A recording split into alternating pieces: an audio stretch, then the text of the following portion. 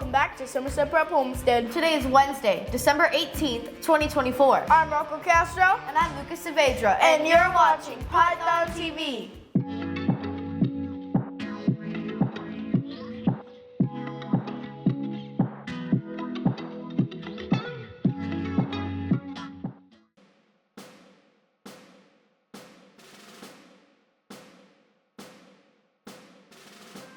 I pledge allegiance to the flag of the United States of America and to the republic for which it stands, one nation, under God, indivisible, with liberty and justice for all.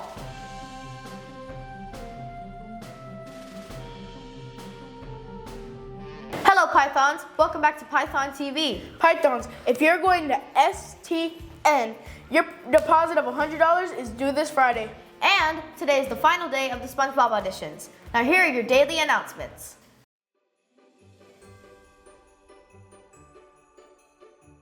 Guys, did you know next week we're gonna have an elf on a shelf at school? Well, what do you mean?